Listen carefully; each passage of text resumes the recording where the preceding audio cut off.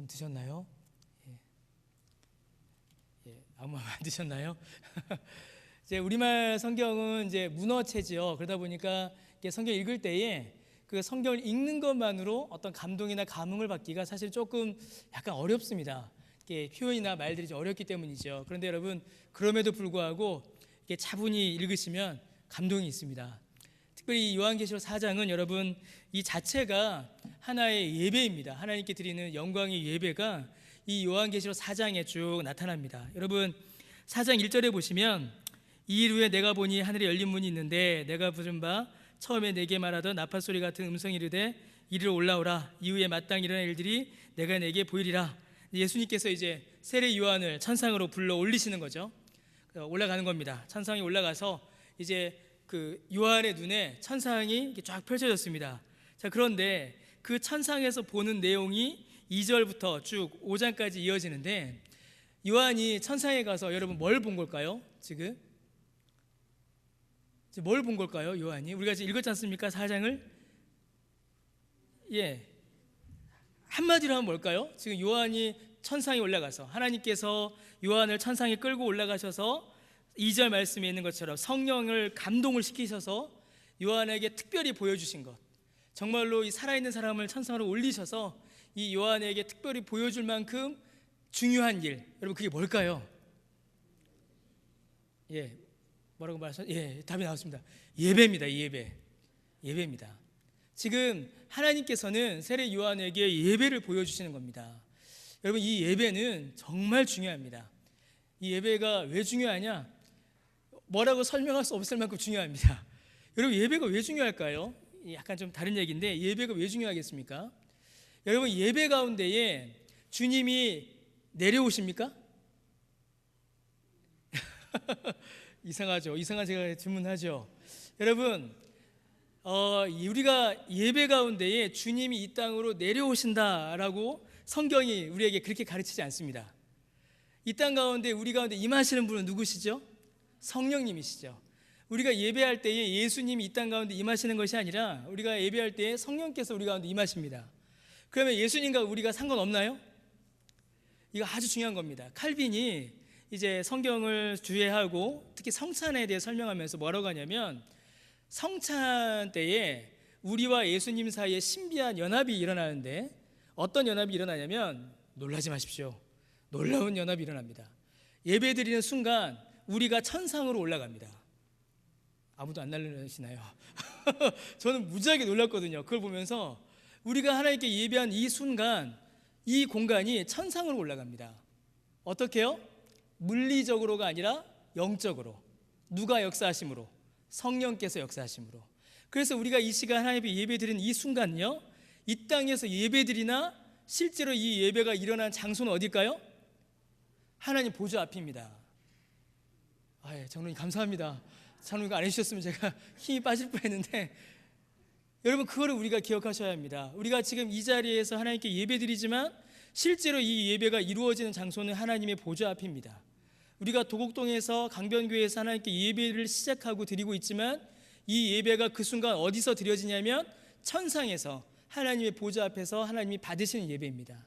그래서 예배의 신비한 연합은 무엇이냐면 예수님이 이 땅 가운데 내려오시는 것이 아니라 성령께서 우리 가운데 역사하심으로 하나님께 예배드리는 우리가 그 순간 천상으로 올라가는 겁니다. 그래서 천상에서 예수님과 연합되어 하나님께 예배드리는 것, 그게 우리가 드리는 예배의 아주 놀랍고 신비롭고 영광스러운 성격입니다. 그러니까 여러분께서 예배드리시는 중에는 여러분의 위치가 어딜까요? 그러니까 그 순간은 천상이라니까요. 천상입니다. 우리가 여기 앉아 있으나 천상의 영광을 그 순간 맛보는 것이고, 우리가 여기 앉아 있으나 그 순간 천상의 보좌 앞에서 하나님께 예배드리는 겁니다. 물리적으로가 아니에요. 물리적으로는 아니죠. 물리적으로는 우리가 여기 있지 않습니까? 그러나 성령께서 역사하심으로 영적으로 우리가 천상의 예배를 그 순간 하나님께 드리는 겁니다. 그러니까 예배는 반드시 성령의 충만함으로 드려져야 합니다. 그리고 그 예배를 우리가 가볍게 드릴 수가 없죠. 그러니까 이 예배는 여러분 너무 영광스럽고 너무 거룩합니다. 그래서 이 요한계시록 4장 또 5장에 넘어가서도 마찬가지인데 하나님께서는 요한에게 이 천상의 예배, 이 땅에서도 드렸던 그 예배가 천상에서도 드려지는 그 예배를 이제 하나님께서 보여주시는 겁니다.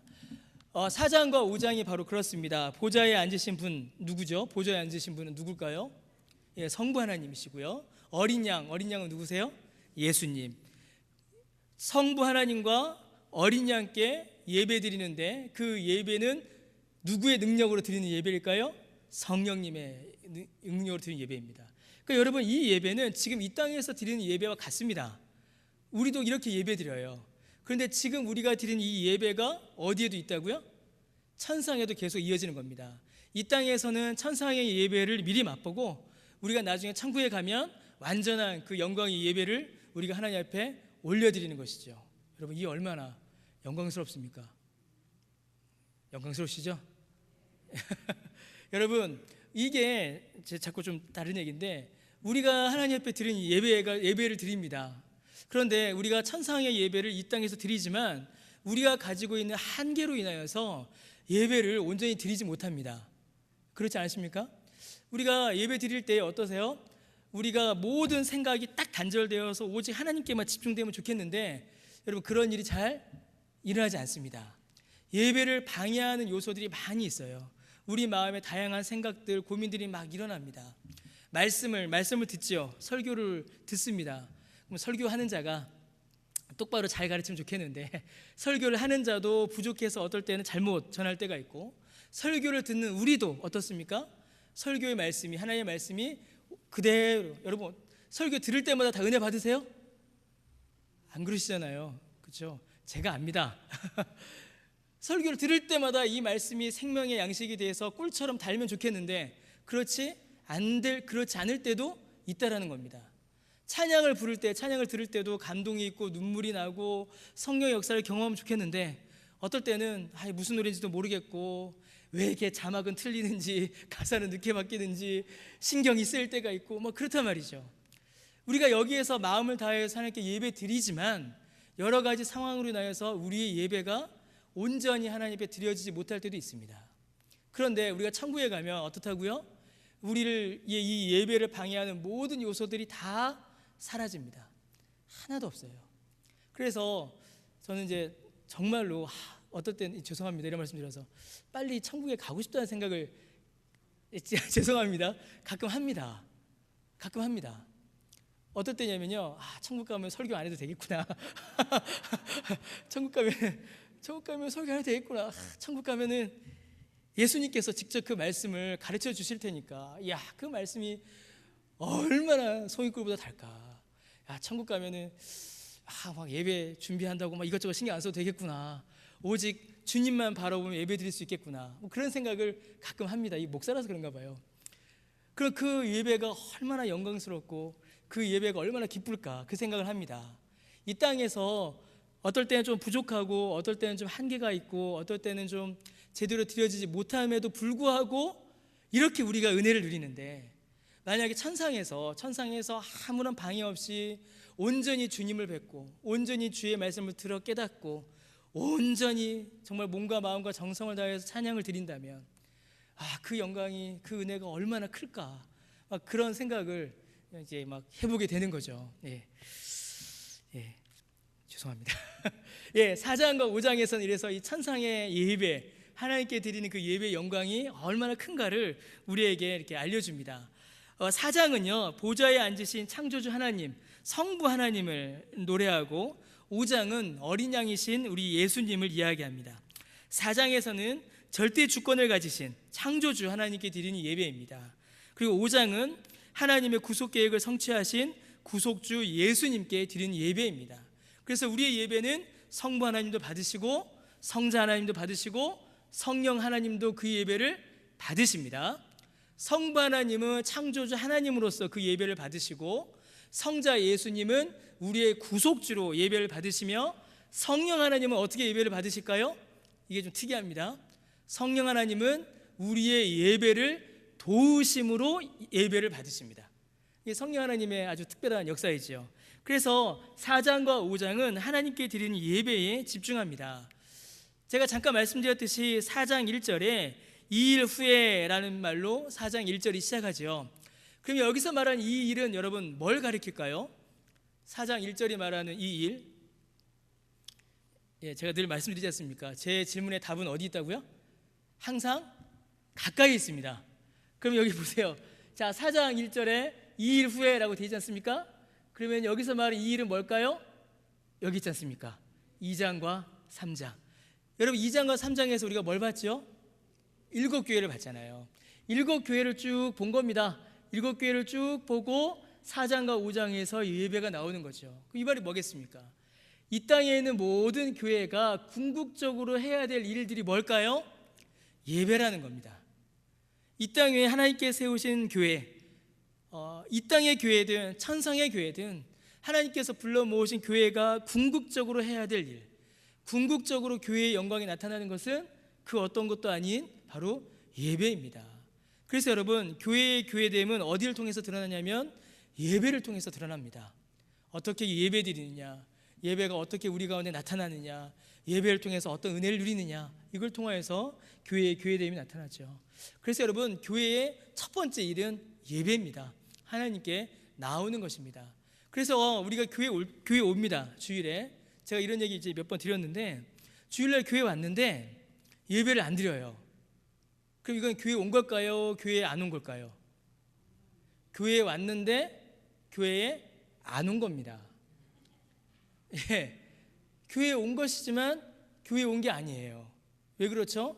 기구로서의 교회, 조직으로서의 교회, 어떤 건물로서의 교회에는 온 거죠. 교회 왔으니까.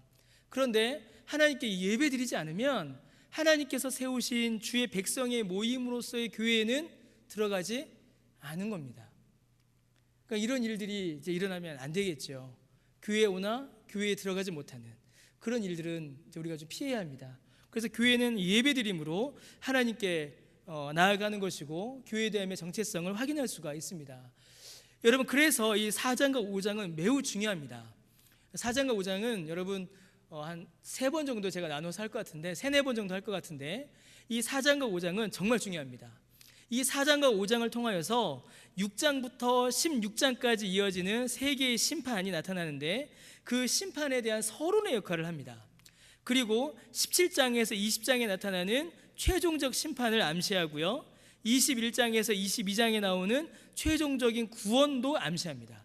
그러니까 4장과 5장을 보면 이게 다 나타나요.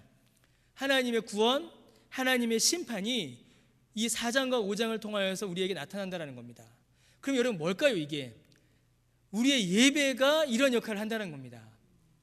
우리가 예배 드릴 때에 그냥 1시간 동안 앉았다가 찬양 부르고 성가대 찬양 듣고 설교 듣고 광고 보고 집에 가고, 이게 예배가 아닙니다. 그건 예배의 형식이죠. 예배를 통하여서 무엇이 이루어지냐면 이 일들이 다 일어나는 겁니다. 하나님께서 베푸시는 구원의 역사, 하나님께서 죄인에게 행하시는 심판의 경고, 그 심판의 경고를 받은 사람들의 회개, 이 모든 영적 유익이 이 예배를 통하여서 우리 안에 모두 다 이루어지는 겁니다. 그래서 여러분, 예배를 마치면 어떠셔야 될까요? 예배를 마치면 뭐 하나 손에 남는 게 있으셔야 됩니다. 제가 이게 예배를 인도하고 설교를 하는 사람으로서 이런 말씀 드려서 참 어떨 때는 제가 좀 죄송해요. 그러나 여러분, 예배를 마칠 때에 우리의 마음에, 우리의 손에 뭐 하나 이렇게 좀 남는 게 있어야 됩니다. 여러분, 그렇지 않으세요? 애들이 학원 갔는데 그냥 요즘 학원비 왜 이렇게 비쌉니까? 학원 갔는데 아무것도 안 배우고 그냥 오면 여러분 마음이 어떠세요? 속상하잖아요. 뭐라도 하나 배워와야죠. 그러면 여러분, 이 예배도 똑같습니다. 하나님의 거룩하신 앞에 나와서 드리는 이 예배가 끝났을 때에 우리 마음에, 우리의 손에 뭐라도 하나 남아야 합니다. 하나님이 나에게 이런 은혜를 주셨구나. 내가 이런 죄를 지었으니 회개해야겠구나. 하나님의 은혜로 말미암아 이렇게 살아야겠구나. 뭐라도 이렇게 하나 좀 남으시나요? 그렇게 남으시기를 꼭 부탁드립니다. 이렇게 이 모든 일들이 우리가 드린 예배 가운데에 이루어지고 이 예배를 통하여서 우리가 그 은혜를 받아 누리게 되는 겁니다. 그러니까 요한계시록의 가장 중요한 주제 중에 하나는 여러분 예배입니다. 그래서 그 백성들이 구원받아 하나님께 예배드리고 그 예배를 통하여서 어떤 유익을 누리는가, 이게 이제 계속 나타나게 되는 거죠. 4장을 보겠습니다. 이 요한계시록 4장은 창조주 하나님, 하나님이 계신 하늘 성전 보좌와 그 보좌에 앉으신 창조주 하나님을 이제 예배하고 찬양하는 게 이 4장입니다. 4장을요, 여러분, 이렇게 그림으로 그리면 이렇게 나타납니다. 이게 5장까지 이어지는 건데, 이 큰 원이 하나님이 계신 하늘의 성전이에요. 이 하늘의 성전을 이렇게 요한이 이렇게 쭉 써내려 가는 겁니다. 그런데 그 하늘 성전의 가장 중심에는 뭐가 있어요? 보좌가 있는 겁니다. 하나님이 앉아 계신 보좌. 그 보좌 앞에는 뭐가 있을까요? 네 생물. 원래 보좌 앞에는 어린 양과 일곱 촛대가 있습니다. 근데 보좌를 둘러싼 네 생물, 그리고 네 생물 다음에 뭐가 있죠? 24장로. 24장로 다음에 뭘까요? 또 천사들 밖에는 뭐가 있을까요? 모든 피조물. 이렇게 하늘 성전이 구성되어 있다라고 4장과 5장은 설명합니다. 그러니까 모든 것이 하나님의 보좌를 향하여서, 하나님을 향하여서 있는 것이고, 여기에서 하나님께 드려지는 예배가 있다라면 이 땅과 하늘과 온 우주에 존재하는 모든 피조물들은 전부 하나님께 예배 드리는 겁니다. 하나님께 예배하지 않는 존재는 여러분 여기서 있을까요? 없을까요?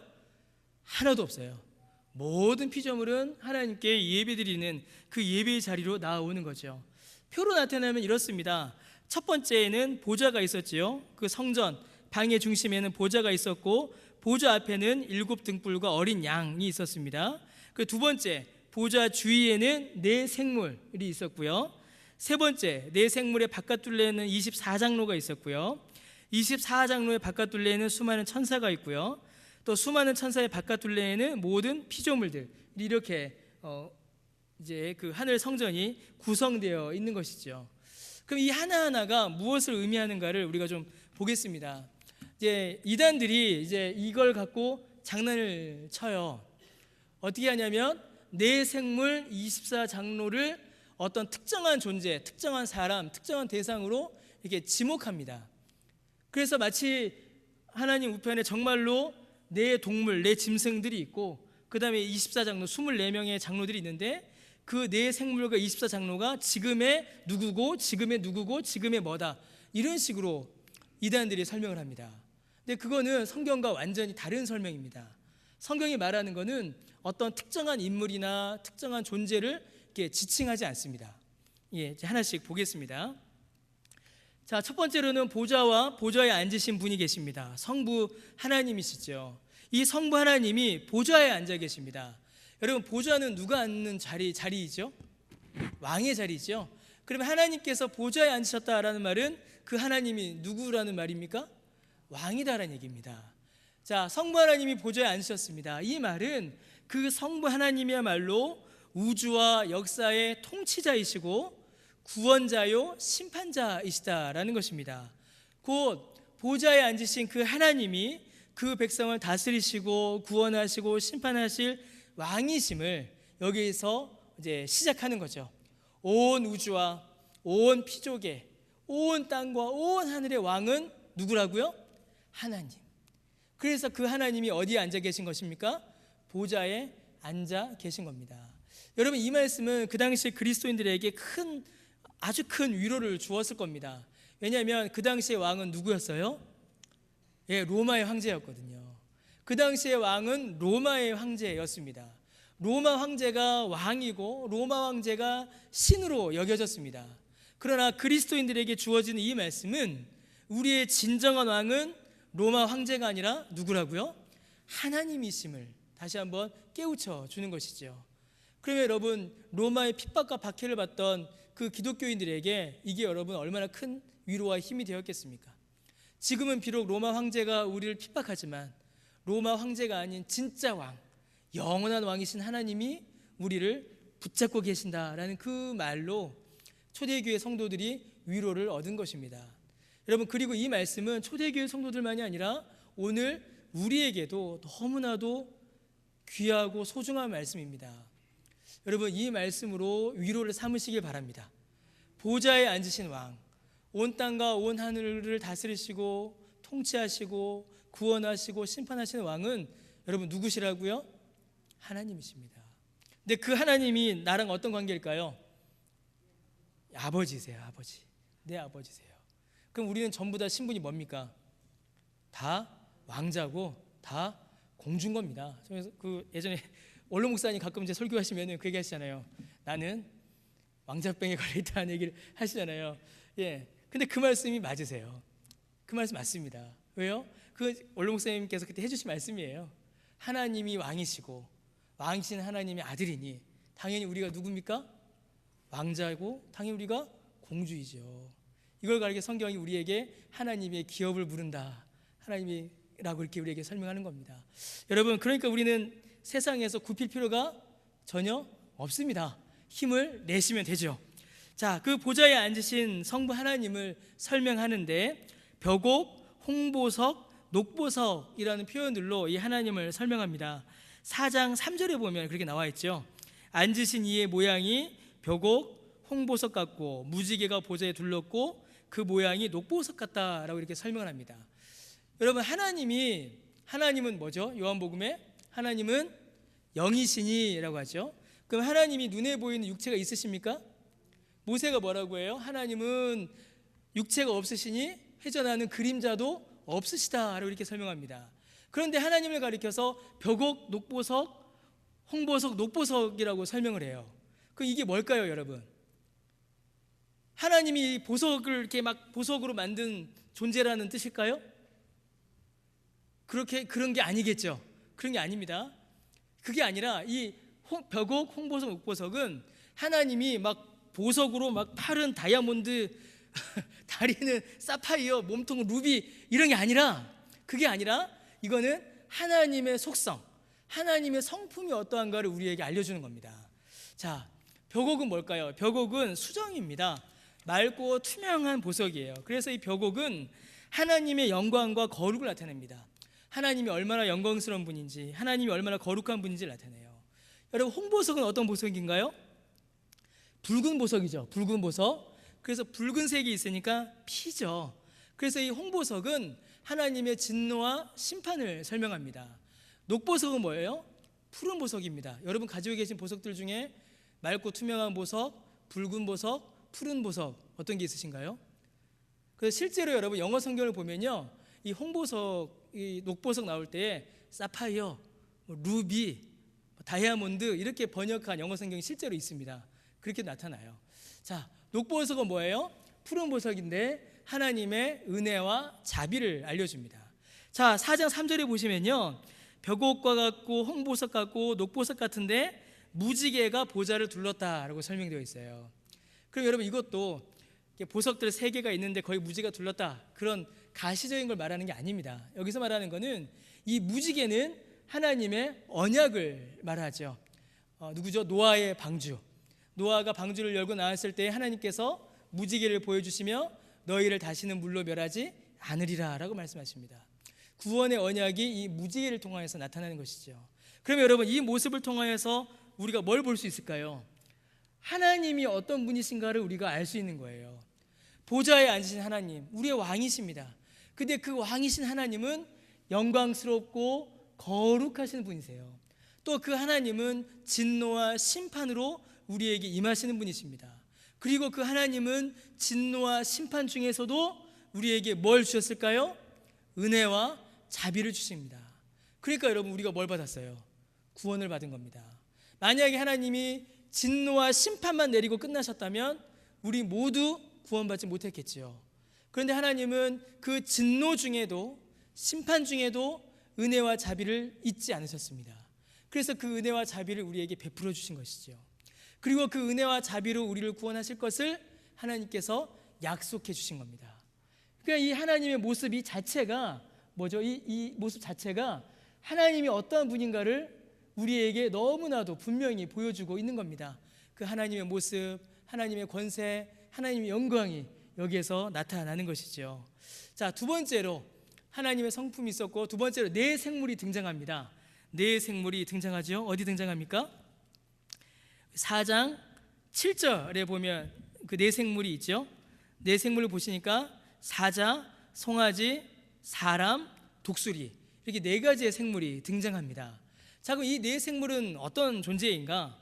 여러분, 이 네 생물을 이해하시려면요, 성경 다른 곳 두 곳을 우리가 좀 봐야 합니다. 지금 찾지는 않겠습니다. 첫 번째는 에스겔 1장 이 4절과 28절입니다. 에스겔 1장 4절에서 28절을 보시면요, 하나님께서 이 전차를 타고 등장하세요. 용사이신 하나님이 등장하십니다. 싸우시는 하나님, 워리어 갓이라는 표현을 쓰는데 전사이신 하나님이 여기서 등장해요. 이건 나중에 기회 있을 때 한번 살펴보겠습니다. 그리고 그 하나님을, 하나님의 보좌를 모시는 입니다. 모시는, 오타 났습니다. 그 하나님을 모시는 네 생물이 등장하는데, 그 네 생물의 형상이 네 날개를 가진 사자, 소, 독수리, 사람, 이렇게 나타납니다. 이게 이제 에스겔에 나오는 모습이에요. 그리고 에스겔에 나오는 이 모습들, 이 네 생물을 가리켜서 뭐라고 할까요? 이게 그룹이라고 합니다. 그룹이라는 이름을 줘요.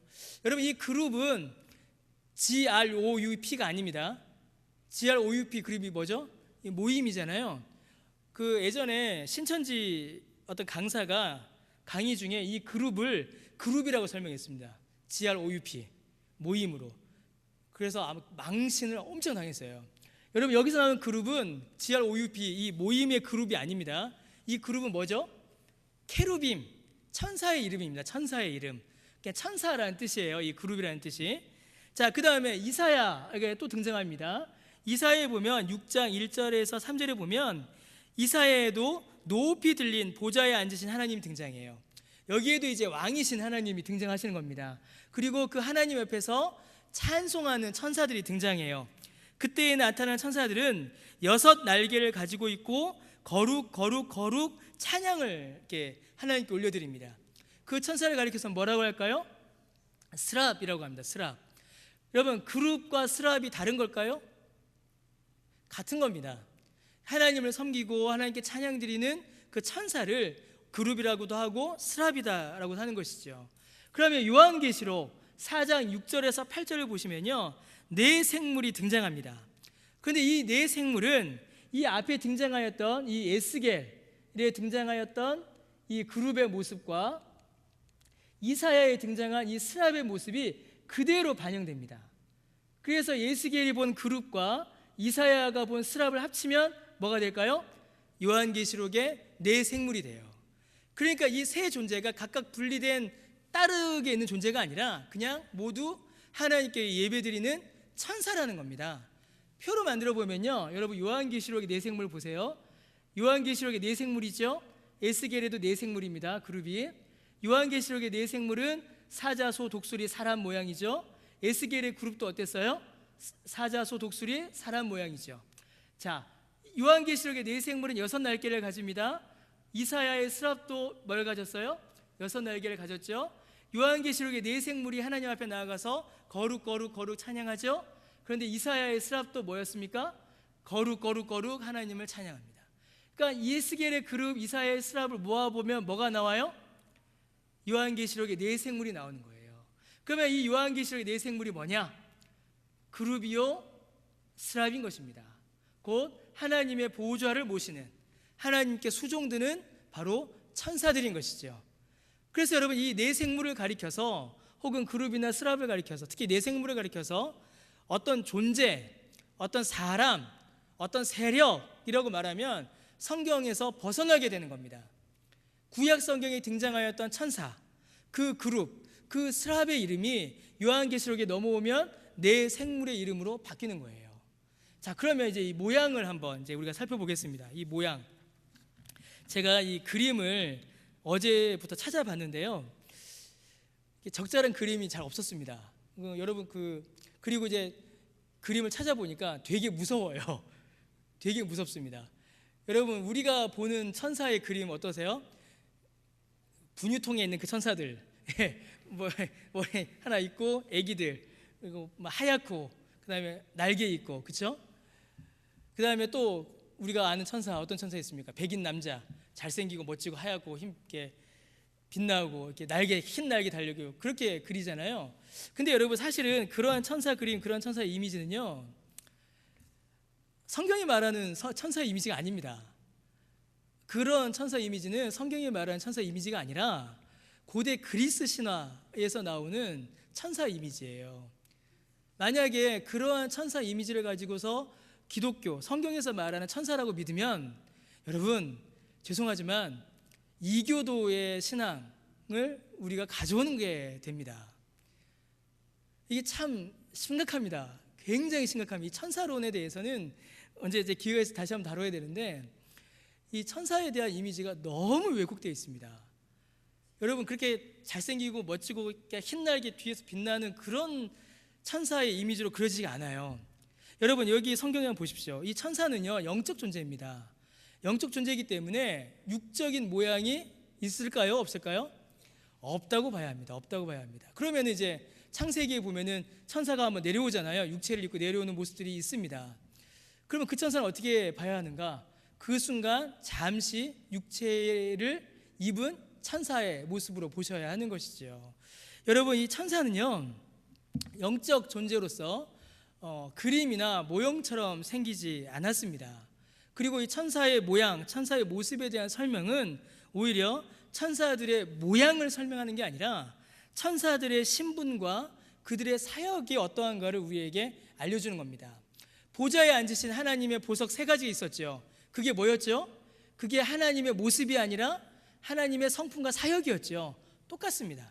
천사들의 모양도 천사들의 모습도 실제로 천사가 그렇게 생겼다라는 게 아니라 천사가 그러한 일들을 한다라는 것을 우리에게 알려주는 거예요. 자, 그럼 여러분 천사가 어떤 일을 하는가? 천사의 모양을 보세요. 4생물의 얼굴을 갖습니다. 사자, 소, 독수리, 사람이에요. 그런데 그 사자, 소, 독수리 다 특징이 있습니다. 사자는 뭐의 왕이에요? 동물의 왕이죠. 그렇죠, 동물의 왕입니다. 소는 뭐의 왕일까요? 가축의 왕입니다. 가장 힘이 센 짐승이에요. 그 당시에 소는요 힘을 상징했습니다. 가장 힘센 존재입니다. 그럼 독수리는 뭘까요? 새들의 왕이죠. 하늘을 마음대로 다니는 아주 하늘의 권세입니다. 사람은 뭐죠?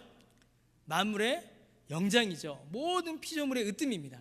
여러분 사자, 소, 독수리, 사람이 나왔다라는 말은요 모든 피조물을 대표한다라는 겁니다.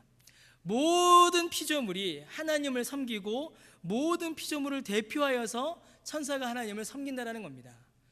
그러니까 이 천사의 섬김, 천사가 하나님을 섬기는 이 섬김은 천사만의 섬김이 아니라 원래는 뭘까요?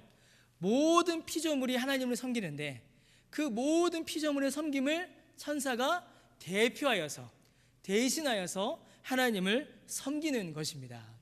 자, 그러면 천사의 모양을 보니까 날개가 몇 개예요? 6개입니다. 6개. 왜 날개가 6개일까요? 속도를 가리켜요. 하나님의 말씀에 순종하고 하나님의 일을 하는 데에 어떻게 한다고요?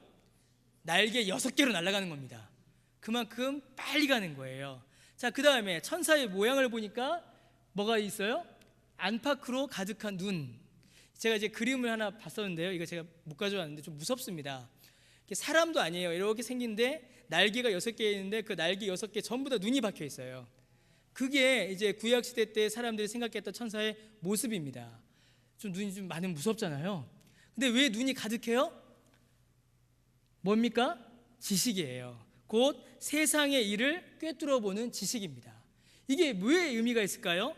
여러분 이 모양, 이 모습은요 하나님을 섬기는 자세가 어떠해야 하는가를 우리에게 보여주는 겁니다. 자, 천사의 모양 6개가 있어요. 날개가. 하나님의 뜻에 순종할 때 어떻게 하라고요? 즉각적으로 순종하라는 겁니다. 즉시 따라야 한다는 거예요. 천사의 모양을 보니까 눈이 가득해요. 어떻게 하나님을 섬기라는 것입니까? 지식으로 하나님의 뜻을 분별하라라는 것이죠. 하나님을 섬기는 일을 미루고 게으르다라는 말이 단순히 늦다라는 말이 아닙니다. 하나님보다 다른 것에 우선순위를 둔다라는 거예요. 하나님을 섬기는 일을 게을리할 수도 없고 하나님을 섬기는 일을 아무 분별 없이 내 마음대로 할 수도 없다라는 겁니다. 하나님을 섬길 때에는 우리가 신속히 섬겨야 하고 정성을 다하여 섬겨야 하며 하나님을 섬길 때는 분별을 가지고 하나님의 말씀을 깨달아 알아서 그 말씀의 지식으로 하나님을 섬겨야 한다라는 것입니다. 이것을 알려주기 위해서 천사가 저런 모양으로 있다라고 우리에게 알려주는 겁니다. 그럼 여러분 이 천사를 보면서 우리가 뭘 느껴야 할까요? 수호 천사가 나에게 오셔서 오늘도 나를 도와주세요. 여러분 그거는 이제 가톨릭 신앙이죠. 천주교 신앙입니다. 여기서 보시면 천사가 하는 일이 뭐예요? 하나님을 섬기는 겁니다. 그러니까 우리가 천사를 볼 때는 어떻게 될까요? 천사를 두려워하거나 천사를 숭배하거나 천사에게 도움을 청할 것이 아니라 천사를 보면서 야, 천사가 하나님을 저렇게 섬겼으니 우리도 하나님을 저렇게 섬겨야겠구나를 봐야 하는 겁니다. 천사의 역할은 그거예요. 여러분 이제 그림을 하나 보여드리겠습니다. 이게 혹시 이거 뭔지 아세요? 혹시 뭔지 아십니까? 제 방에 가면요 이런 액자가 있습니다. 혹시 보신 적 있으세요?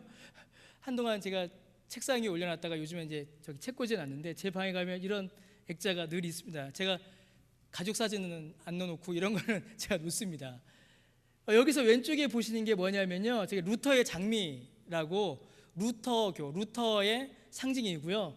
오른쪽 저게 뭐냐면 칼빈 엠블럼인데 칼빈의 상징입니다. 이제 칼빈 신학교 상징이에요. 이게 이제 칼빈의 상징입니다. 칼빈 상징인데 위에 보시면요 뭐라고 써놨잖아요. 저게 뭐냐면요 코르메움 티비 오페로 도미네 프롬프테 에트 신시레라는 말입니다. 이게 뭐냐면요 내 심장을 주님께 드립니다. 그리고 밑에 뭐라고 되어 있어요? 즉각적으로, 그리고 어떻게 해요?